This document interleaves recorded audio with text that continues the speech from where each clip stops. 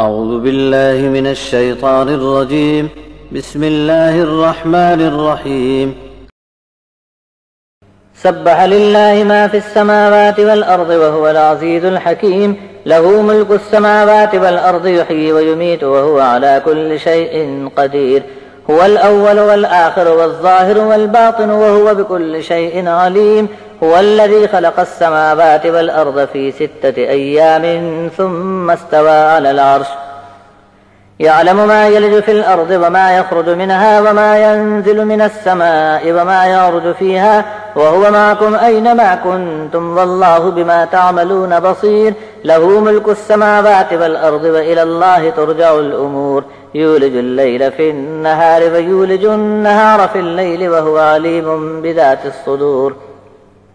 آمنوا بالله ورسوله وأنفقوا مما جعلكم مستخلفين فيه فالذين آمنوا منكم وأنفقوا لهم أجر كبير. وما لكم لا تؤمنون بالله والرسول يدعوكم لتؤمنوا بربكم وقد أخذ ميثاقكم إن كنتم مؤمنين. هو الذي ينزل على عبده آيات بينات ليخرجكم من الظلمات إلى النور وإن الله بكم لرؤوف رحيم.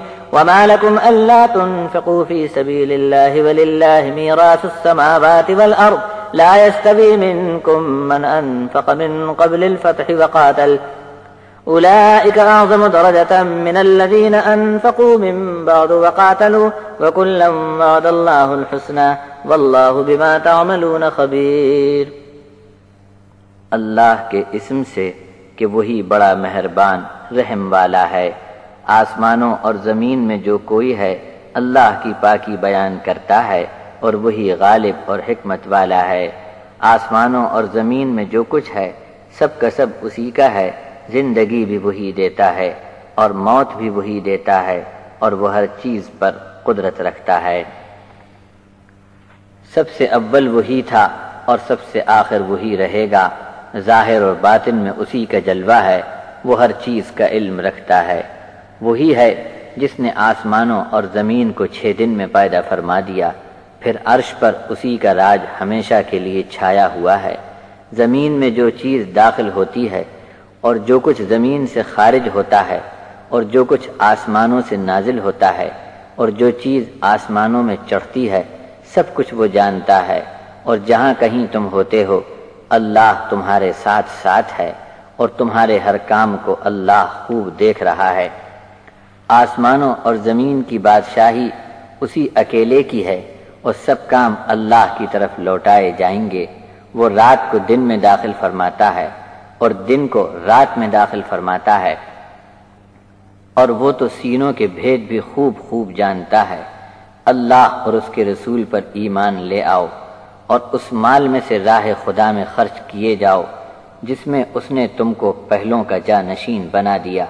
جو لوگ تم میں سے ایمان میں آ گئے اور اللہ کی راہ میں خرچ کیا ان کے لیے بڑا اجر ہے.